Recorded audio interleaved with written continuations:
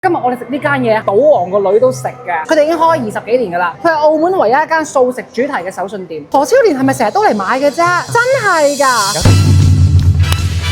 老實講一句啦，今日專登嚟到澳門買下手信嘅啫。本來揀得好開心嘅，有試食有咩成個幫佢阿媽好認真揀所有嘅矛頭。由我講佢阿媽，我話呢啲嘢啱唔啱佢阿媽呢種老人家食嘅。阿芬一句彈過嚟，我乜大你10幾歲咋？一切就由呢句話開始。今日咧就係幫阿芬媽去揀手信嘅。Hello， 歡迎光臨，一位啊！我想問呢間店係咪啊何超蓮嚟過？係啊，咁正確㗎。睇下我睇下，哎呀真係啊，超蓮啊！係咪好靚女先？好可愛啊！我成間店嘅話，我啱啱就望咗一下，佢哋基本上就係只會用呢6樣嘢：杏仁片啦、花生啦、開心果啦、芝麻啦、巴旦木啦，同埋魚翅嘅。魚翅？唔好意思，唔好意思 ，I'm so sorry。呢個椰子片，我哋係咁樣嘅。佢阿媽油嘅唔食，流嘅唔食，食完個喉啊，啃住，好似俾人捏住個頸咁，唞唔到氣嗰啲唔食嘅。佢阿媽就係咁悶嘅。我可以推介翻我哋嘅手信俾你，呢個係開心果嚟嘅。呢個係佢哋嘅開心果薄脆。嗰日我同佢阿媽傾偈，我話阿姨，我去澳門買手信俾你啊，要求多到啊，我想碾死我自己啊，我唔想聽啊。唔緊要，你買俾佢試下啦。等陣啊！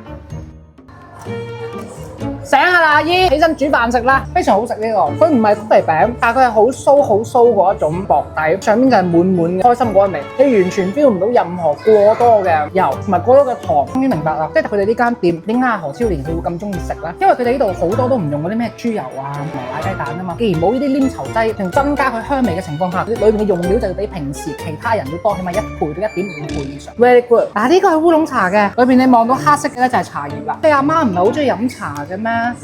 但係佢有時太囉嗦啦，所以我建議佢直接食啲茶葉算數啦，慳翻時間。好毒啊！我讀乜嘢啊？我話有時同老人家傾偈好辛苦，咁咪因為好難溝通啊嘛。我噏一句佢又駁我10句，咁又有幾毒啊？你阿媽大我10幾歲？係啊。佢話佢阿媽大我10幾歲喎，我都係大佢8歲咋？你咁你都講得出，你係咪黐線嘅你？你話老人家喎？咁我話你阿媽係咪老人家係咪有錯啊？我點知你阿媽咁早生你嘅啫？佢話佢阿媽大我10幾歲喎，走街講啊！我今年32歲，叫我唔好叫佢阿媽做老人家喎。等陣啊，我就要發一條朋友圈，我就話今日去澳門買手信俾阿芬嘅阿媽，我話買啲嘢俾老人家，跟住佢覆咗我一句：我阿媽大你10幾歲咋。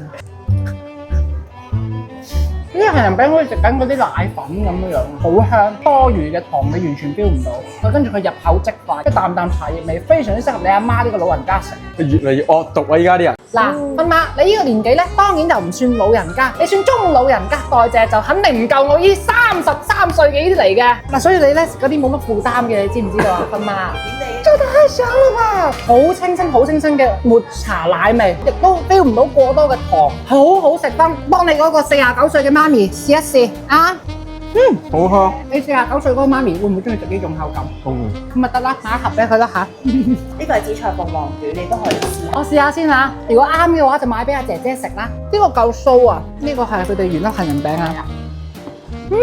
同以往嘅杏仁餅唔同嘅就係因為佢完全冇豬油，佢用嘅就係最天然嘅東西。呢個杏仁餅嘅杏仁味非常之香。你哋啲芝麻糖有咩唔同咧？呢盤係用人手壓出嚟嘅。係咪嗰啲阿婆用腳踩嘅？係咪黐咗線啊你？